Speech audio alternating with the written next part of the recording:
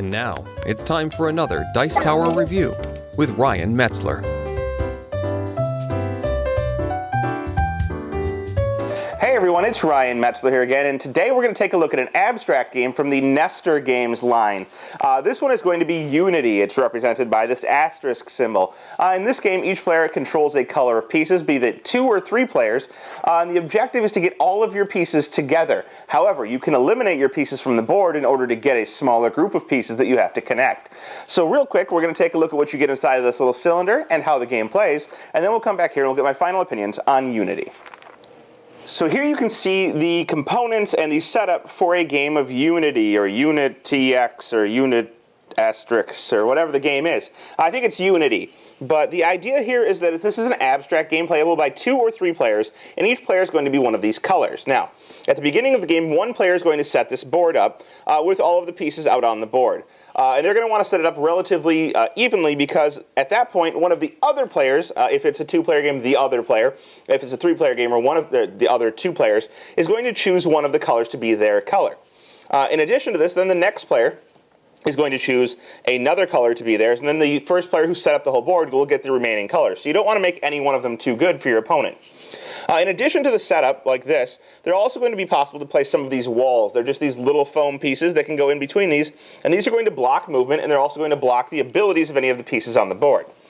Now, once you're all set up, whoever's purple is going to be first, whoever's orange is going to be second, and whoever's green is going to be third. If purple's not taken, then it's going to be orange-green. You know, you get the idea. If orange isn't taken, purple-green. And on your turn, you're simply going to do one of 3 possible things. You can, if you're purple, or you're first, you're going to be able to move one piece if you want to. So that's one of the possible 3 actions, is moving a piece. And in order to move a piece, you can jump over any number of pieces to move to an empty space. So for example, this purple asterisk could jump from here to here. Now, the idea is to get all of your remaining pieces on the board into one group. So you want to be the first person to get all of your pieces into one touching group. So right now, purple has all of these pieces right here touching because they moved this piece from here to there. So now, all of these are touching. Now these walls are going to break this adjacency. So if this wall was right here, these 2 pieces would no longer be adjacent.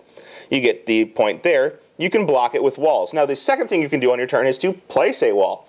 So if you don't want to move, like I just did, you could instead place a wall in between any 2 pieces that have no wall between them already. So a place with an empty space. You can just place this in between, and now you've broken up that adjacency, and it will also block the powers of the pieces out here, which is going to be the third thing you can do.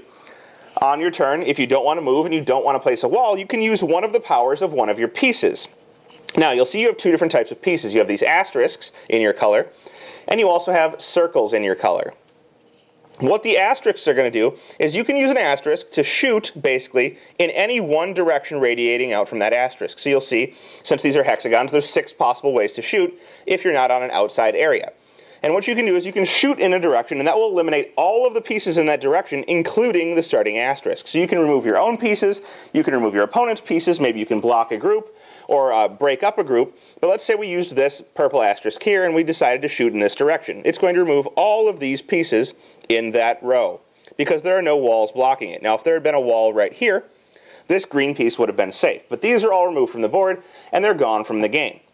The circles have a different ability. Instead of removing in a straight line, they're actually going to blow up everything around them. So let's say it's green's turn now, and they decided to activate the power of this circle in the center here. They could activate this, and it's going to kill everything in this circle. Again, would be blocked by walls, so if there happened to be a wall right here, this purple piece would be safe, but all of these other pieces would be removed from the board. So that's how the game is going to work. One by one, players are going to take turns, either moving a piece, placing a wall, or 2 walls in a 3-player game, or activating one of their pieces to remove other pieces from the board in those manners. Now, as I said, the idea here is to get all of your pieces together, and you can do so strategically by moving your pieces around to create larger groups, like I showed you earlier with purple jumping over and making that group connected and larger. Or you can stop your opponents by blocking it with walls to create kind of a line between them. You can do this by removing your pieces from the board by using the abilities of things, and at the same time, maybe hindering your opponent by breaking up one of their groups, maybe cutting a line straight through it. But basically, the idea is to get all of your pieces in one centralized area, either by removing them from the board or making a full group, and the first player to do that is going to be the winner.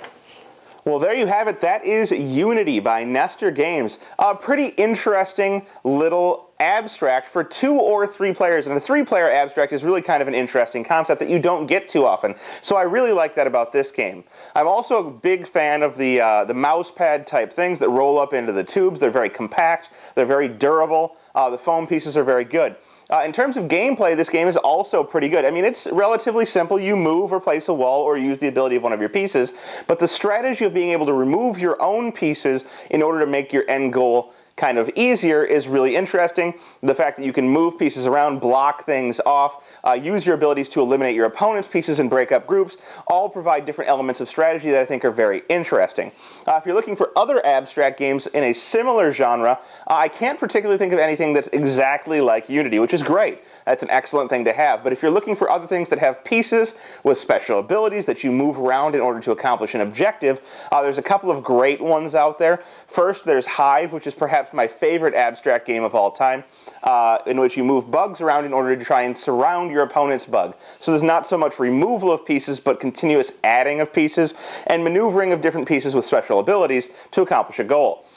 In addition to that, you could check out For the Win by Tasty Minstrel Games. It has a similar mechanic of placing tiles, each of which has special abilities, and trying to create a group of tiles of different types.